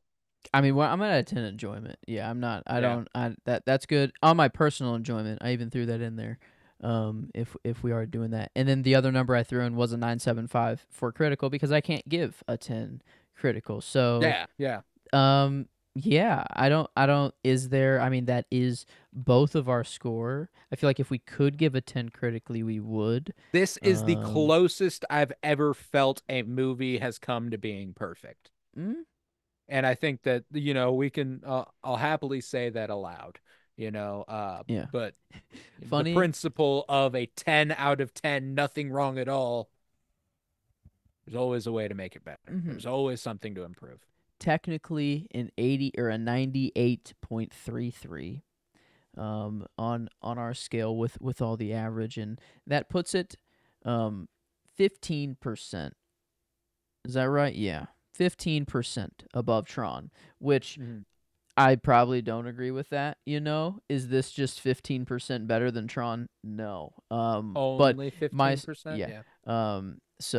So yeah, that. But I think that's funny to compare it like that. But on this scale, Hey, there's no yeah. 15%'s a big I chunk. That's guess that's no joke. That's the difference between a B minus and an A plus. that is true. And You maybe, know? Like okay.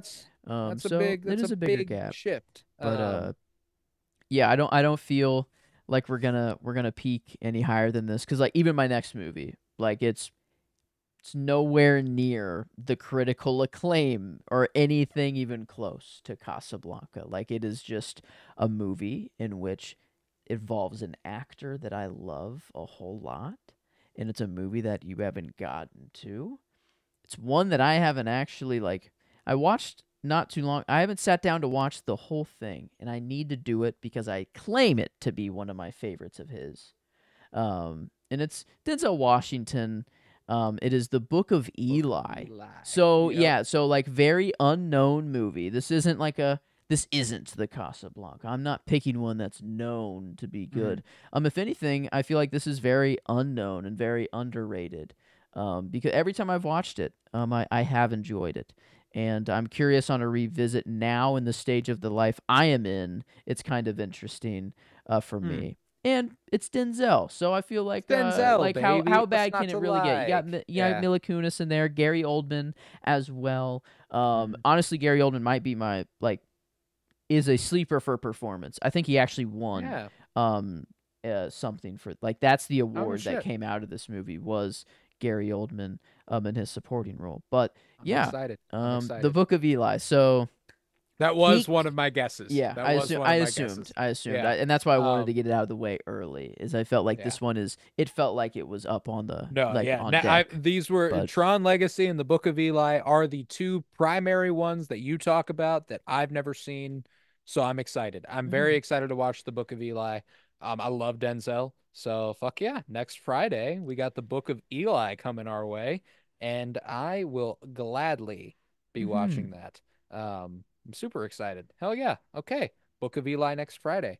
And then next Friday, after the Book of Eli is up, I'll be announcing what our movie for the next week is. So come Mhm. on back for the Book of Eli. But in the meantime, you can also find us next Monday for the House of the Dragon season 2 premiere. Mm. Fire and Bloom has returned. We are back in the thick of it, baby. It's time for more Thrones. We covered season 1. We covered the entirety of Game of Thrones in between season 1 and 2, and now it's time for season 2. We're fucking ready. Let's fucking do this. So, if you're a House of the Dragon fan, if you're a Game of Thrones fan, stick with us. Fire and Bloom on Mondays and the Book of Eli next Friday. And we'll be covering the House of the Dragon every Monday until it's up, and we'll be doing this project every Friday until the House of the Dragon ends. So we've got a lot Mhm. to look forward to. But it is now time for the album of the week. Where are you Mhm. sitting, buddy? All right. Well, this is a kind of a. I needed to get this guy just out of the way so that I have no reason to ever return and give him an album of the week. But I needed to get Cuddy up in here somewhere, just for my own sake. I have Tron in there, and I know this is supposed to expand my own horizons. And I've listened to these albums quite a lot. I tried to listen to Speeding Bullet to Heaven, and I really wanted that to be my pick. Can't be. I couldn't. I couldn't get there. So there is an album that it doesn't get to me. But the one um that that I'll do is Pain, Passion, and Demon Slaying. I feel like it and for Cuddy like for the Book of Eli, I feel like it goes well. Um just because I feel like this is his most underrated album that I don't understand why. Um, and Passion, Pain, and Demon Slaying. I think I said Pain, Passion. I always flip them. Passion, Pain, and Demon Slaying. Sorry, but 2016. Um, one of my favorites is this Kitchen. I don't know why. It's just very orchestra Mm. heavy. There's a lot of violin, it feels like, and it's the song that made me randomly. I think I was watching Sherlock along the same time, and Sherlock played the violin. It got me to just be hooked on the violin for whatever.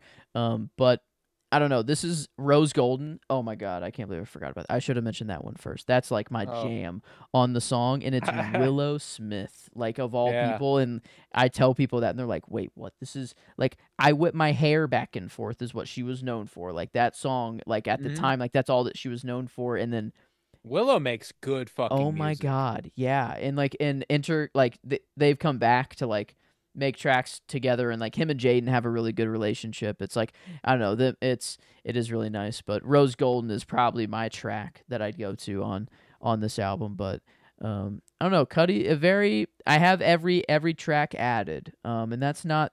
I don't actually have that for all of his other albums.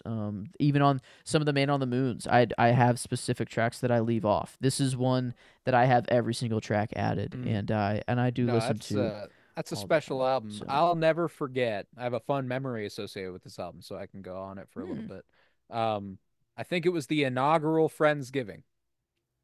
It was the first Friendsgiving. We were in the drive-through Jack in the Box, fucking fried so high. Um, Uh-huh. and I remember sitting in the back seat. I can't remember if I was next to you. That's the part I can't remember. I think we were in your car, so you were probably driving. Um, I was probably driving at this point. Yeah, um, I think. but I was in the back seat and it was back when smoking was a novelty. It was back when it was like we didn't get to do it all the time. So Mhm. when we did it, it was like special. It was so much fun. It felt so great. It was a whole other world back then.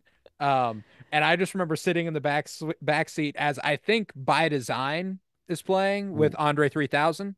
Um, and I remember just the warmth creeping up from the bottom of my feet up to Oh. my head and Yep. being like, Uh and just like sinking into the seat, like, yep, this is gonna be the best night of my life.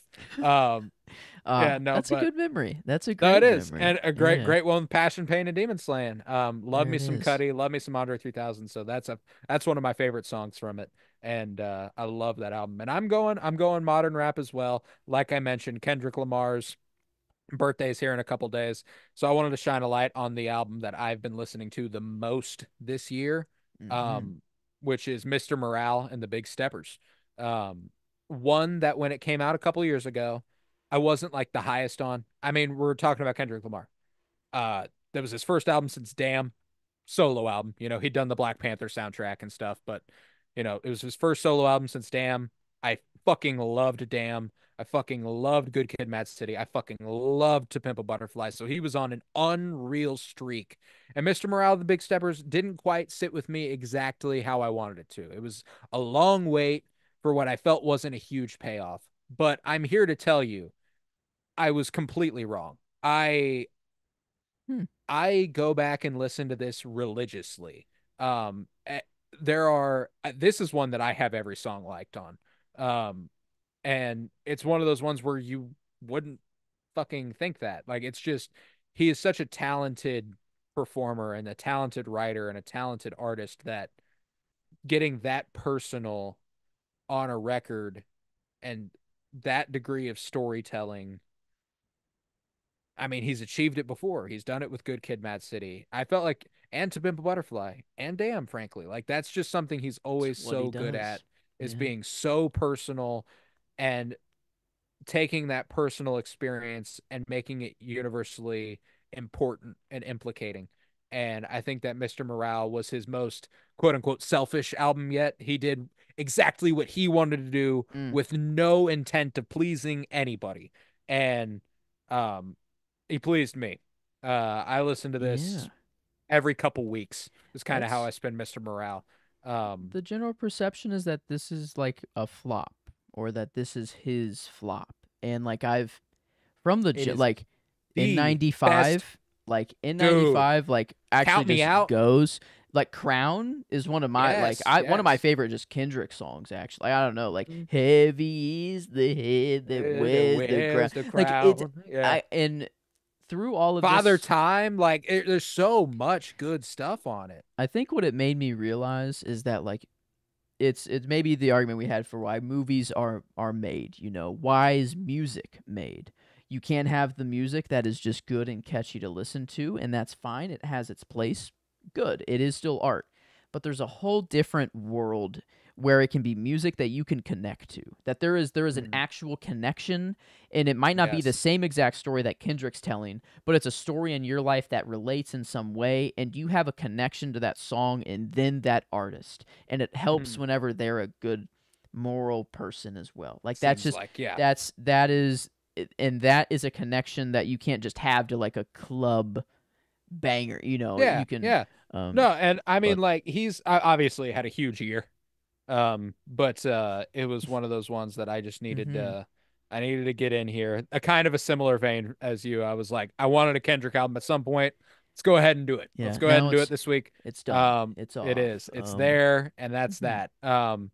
And man, I fucking love I won't lie, like it's one that, it's a little controversial and I understand why.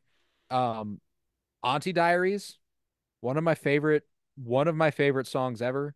It made me cry the first time I listened to it. Mm-hmm. Um, and I completely understand and respect anybody who is a part of the queer community who feels he could have made his point in a different way.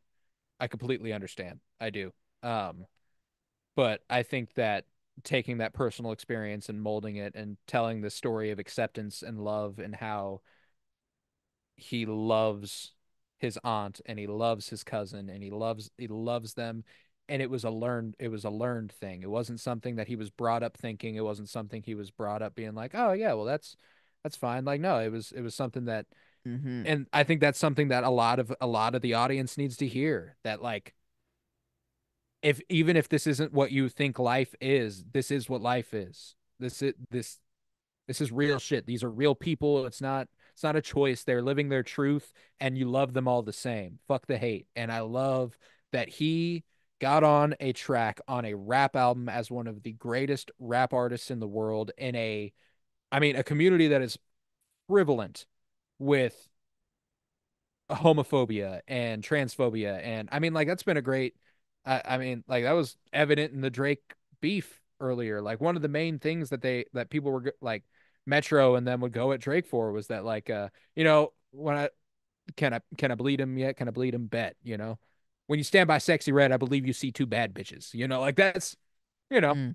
I don't think that's a bad thing, but like, that's one of those things where, like, it's even a dude like this who has made songs about acceptance and love and all this stuff can, in the culture of hip hop, go back on that sort of thing and get wrapped up in the homophobic Mm. nature of a lot of the, like, one of my favorite DMX songs of all time, I can like hardly listen to because he says something like a few bars in where I'm like, fuck, god damn, like, it's just, um that's just been the culture for so long. And the fact that he hopped on a track on his album years in the making, 5 Mm-hmm. years, and made a song like Auntie Diaries, just moved me very deeply. Yeah. So I love Auntie Diaries. I love Mr. Morale and the Big Steppers. And with Passion, Pain, and Demon Slaying and Mr. Morale and the Big Steppers, I feel like we got a good duo this week Hmm. in albums. I like that. Yeah, I can get behind that.